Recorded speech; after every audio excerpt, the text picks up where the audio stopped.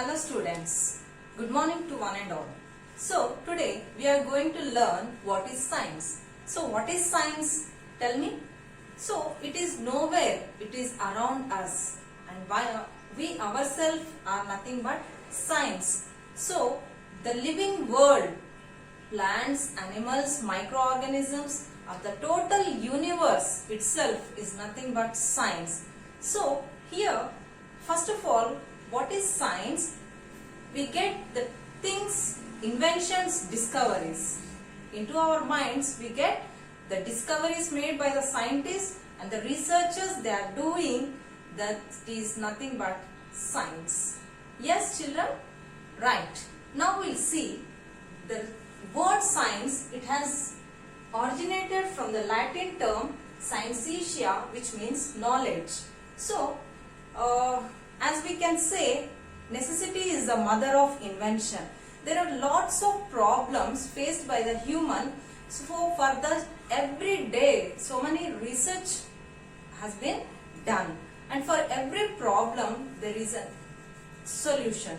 For science, there is nothing impossible. Everything is possible by the science. So we'll see how the scientists or the researchers will go about.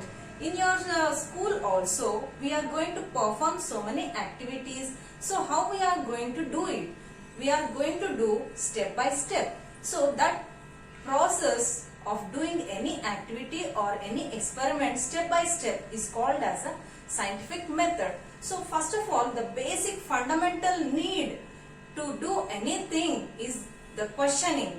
So when a question arises in our mind, how it is happening, why it is happening, then automatically a problem has been created. For that problem, we will go about step by step and we'll find out a solution for that. That process is nothing but the scientific method, or the way we think for that problem to get a solution is nothing but the scientific method. So here are the steps how to do the scientific method. So first thing, we are going to observe. What we are going to observe? So we are going to observe so many things around us. So for example, I can tell you, when Newton was sitting under an apple tree, suddenly an apple fall down. So he thought, why the apple has fallen down? Why it did not go upside? So by this he thought, and the discovery of Newton's gravitation laws has come to, he has proved that the earth has the gravitational force. So the Newton in this manner he discovered by observing. So first thing is observation, and he started questioning. So first one is observe and question. Next, hypothesis. So why did it happen? We will think in different ways. Why did not the apple move upside? Why it has come down? So that is the way he has thought. So that is nothing but the hypothesis. Next, plan and the experiment. We have to plan for confirming why it has happened, and we will perform the experiment. So for conducting the experiments, we will pull up all the materials required. Next, we will draw the conclusion and we will communicate the results. That means we will get the solution to any problem. So I will show you one example. Seeds. We have taken the seeds and we have taken the three soils in three different pots. Here is the sandy soil, here is the clay soil, and here is the potting soil. In these three different soils, a seed has been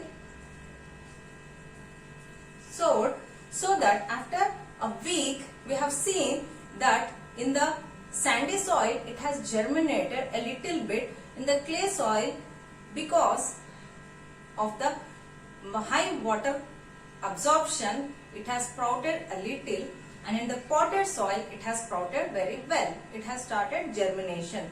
After a week, when you check, it will increase in its size. So like this we have to conduct an experiment. And one more example I will show you. So here you can see a circuit a battery has been connected by the wires and a switch has been here and a bulb is there where we will see whether the bulb is working or not in this circuit. So I'll switch it on. So you can see children, the bulb is glowing. Why? The switch, when we are oning, it has glowed. When I am switch off, the bulb is not glowing. For example, I'll ask children why the bulb is not glowing. Tell me why the bulb is not glowing.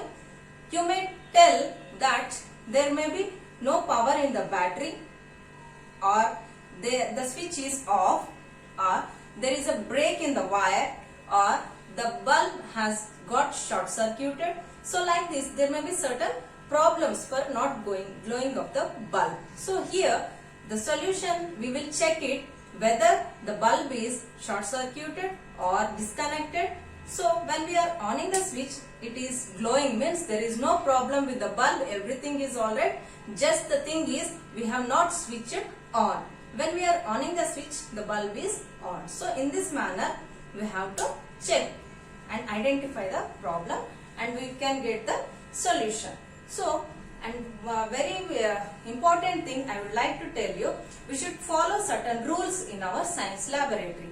We should be very safe, we should be away from the harmful materials, we should not touch any chemicals, very harmful chemicals doing the experiments, and you should concern the teacher whenever you are performing the experiments. Without the guidance of anyone, you should not touch any harmful materials. You have to wear the gloves and perform the experiments. Whenever you are in the lab, you should not eat or drink any eatables. Like that, you can maintain yourself safe in the science laboratory.